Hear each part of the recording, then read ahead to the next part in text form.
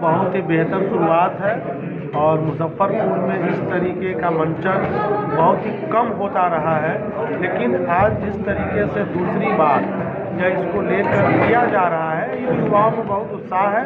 और हमको लगता है कि जिस तरीके से इन्होंने किसी भी तरीके का पास नहीं रखा है, कोई टिकट का आयोजन नहीं किए हैं, यह एक काबिल तारीफ है। सारे लोगों में निःशुल्क यह बताना चाह रहे हैं कि हमारा कल्चर क्या है, हम किस तरीके से अपनी बात को रखते हैं, इसके लेकर यह शुरुआत किया गया है। यह हमें लगता है कि आप लोग के द्वारा अगर सही तरीके से लोग तक जाएगा, लोग हजारों की संख्या में वहाँ पहुँचकर इसे देखकर और अपनी कला को बचाने के लिए जागरूक होंगे। इसमें चित्रकला प्रदर्शनी भी लग रही है, तो इसमें कहाँ के लोग भाग लेंगे? हमें लग रहा है पूरे हिंदुस्तान से जो है लोग इसमें पार्टिसिपेट कर रहे हैं और पूरे हम लोगों के जितने इर्द गिर्द के कलाकार हैं, जैसे हम लोग जानते हैं कि भाई पेंटिंग में मिथिला के पेंटिंग के जो कलाकार हैं, सीतामढ़ी से जो है, नेपाल से भी कुछ लोग आ रहे हैं जो अपनी बातों को रखने के लिए जो है लोग खुद संपर्क में आ रहे हैं कि हम जो है उत्तर बिहार की राजधानी मुजफ्फरपुर में अपनी बातों को रखेंगे। इसलिए हमें लगता है पूरे देश से लोग यहाँ मौजूद होंगे। कॉन्फ्रेंस का उद्देश्य मुजफ्फरपुर में आयोजित होने वाले 5 दिवसीय नाट्य मेला को लेकर है। ये नाट्य विधा जो पहले से काफ़ी जनमानस तक थी, लेकिन अभी जो विलुप्त हो गई है, यह जनमानस तक कैसे पहुँचे, इसको लेकर मुजफ्फरपुर में यह द्वितीय नाट्य मेला का आयोजन किया जा रहा है, जिसके कार्यक्रम संयोजक के रूप में सुनील फेकानिया जी और बहुत सारे कलाकार लोग हैं, जिसमें अलग अलग स्तर से अलग अलग राज्यों से नाट्य मंडली आ रही है। वो अपने कला का नाट्य का प्रदर्शन करेगी और इस प्रदर्शन से पूरे मुजफ्फरपुर की जनता और जनमानस लाभान्वित होगी और वह समझेगी कि नाट्य एक विधा है और उसके क्षेत्र में भी कैसे कैरियर बनाया जाए। हम लोग विभिन्न स्कूलों से भी संपर्क कर रहे हैं। चित्रकला प्रतियोगिता का आयोजन भी किया जा रहा है, जिसमें बच्चे और नई पीढ़ी आएंगे और लाभान्वित होंगे। कब से कब और कहाँ लगेगा? ये जिला स्कूल के प्रांगण में लगेगा। 6 मार्च से 10 मार्च के बीच में ये है नाटक। शुल्क वगैरह भी होगा? नहीं, ये बिल्कुल निःशुल्क है। कोई भी लोग आएंगे और इसमें इसको देख के लाभ लेंगे, आनंद लेंगे।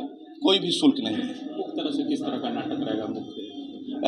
मुख्य रूप से यह विभिन्न विधाओं पर है, सामाजिक जन जागृति पर है, पौराणिक चीज़ें कुछ जैसे विदेशिया है तो वो पौराणिक लोक कथा पे आधारित नाटक है जो विलुप्त हो गई है। तो अलग अलग विधा और क्षेत्रों से नाटक को लिया गया है। उद्देश्य मुजफ्फरपुर में राष्ट्रीय नाट्य मेला करने का है कि हमारे शहर में जो नाट्य विधाएं जो है मुख्य रूप से ख़त्म होने के कगार पे है। जैसे हमारे गुरुजी स्वाधीन दा बैठे हुए हैं, रॉमिनन गर्मी थे, उन लोगों ने जिस तरीके से नाटक को इतना प्रमोट किया था, हम लोगों को तैयार किया था, लेकिन अभी के संदर्भ में लोग नाटक कंप्लीट भूल चुके हैं मुजफ्फरपुर शहर में। अब धीरे धीरे इसकी शुरुआत हो रही है। अभी बहुत सारे ग्रुप हैं जो प्ले कर रहे हैं और अच्छी प्रस्तुतियाँ देना शुरू हो गया है। तो उस तरीके से हम लोग चाहते हैं कि नाटक विधा को लोग समझें, लोग जानें, जन तक नाटक पहुँचे, जिसमें बहुत सारी विधाएं, जैसे नाटक के भी अपने फॉर्म है, एलिमेंट्स है, उसके अलग अलग फॉर्म है, रियलिस्टिक फॉर्म है, फोक फॉर्म है, हिस्टोरिकल फॉर्म है। तो हमने कोशिश करा है कि हर विधा से प्ले को बुलाया जाए। जैसे हमारे पास 5 टीम जो बाहर से आ रही है, जैसे द्रोणाचार्य है, वो असम के ओझापाली और सरतिया है, उसको लेकर के उन्होंने नाटक तैयार किया है गुणकर देव गोस्वामी ने। तो उसकी प्रस्तुतियाँ होगी। निठल्ले की डायरी ये कंप्लीट एक ऑब्स्ट्रैक्ट प्ले है जो नेशनल स्कूल ऑफ ड्रामा से पुंज प्रकाश जी हैं, उनके निर्देशन में है। विदेशिया भिखारी ठाकुर द्वारा रचित और बिहार के जो फोक है, बिहार फोक फॉर्म जो है उसमें उन्होंने मजा है इस नाटक को, तो वो देखने को मिलेगा। सांझ जो है वो फोकलोर स्टोरी है, विजय दान देथा जी का लिखा हुआ, उनके वो स्टोरी पे बहुत सारी फिल्में बन चुकी है। तो आप देखेंगे कि सांझ में भी किस तरीके से फोकलोर का इस्तेमाल किया गया है, जो दादी नानी कहानियाँ सुनाती थी ना, उसको लेकर के इस नाटक को तैयार किया गया है। वहीं पे भीगे भीगी औरतें जो है, उमा झुनझुनवाला जो है देश के प्रसिद्ध निर्देशिका है, वो उनका प्ले है भीगी औरतें, लिटिल थेस्पियन का उनकी प्रस्तुति है।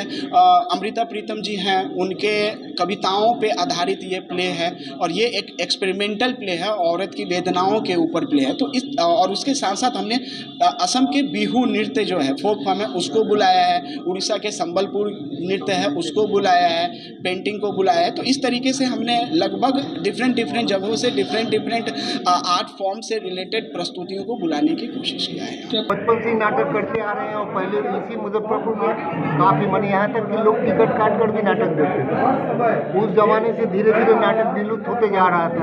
फिर इस तरह के यंग लड़के सब आए हैं और वो लोग इसका अपना ये जो लिए हैं, मैंने टीका लिए हुए हैं, भाई हम लोग इसको सुधारेंगे। सुधर भी रहा है, माहौल बदलते जा रहा है, लोगों के मन में नाटक करने की इच्छा जग रही है और नाटक का एक जो गंभीरता है उसको भी समझ रहा है। पहले ऐसे हो नहीं रहा था पिछले 1-2 दशक से। तो ये सारी चीज़ के लिए ये उत्सव का बहुत बड़ा एक योगदान है। उत्सव होना जरूरी है, लोग वाकिफ होंगे कि भाई बाहर क्या हो रहा है, हम क्या कर रहे हैं, ये सारी चीज़ यहाँ का दर्शक भी देखेंगे। वो उसके सामने तुलनामूलक होगा तो हम भी कोई काम करेंगे तो सीरियस हो जाएंगे।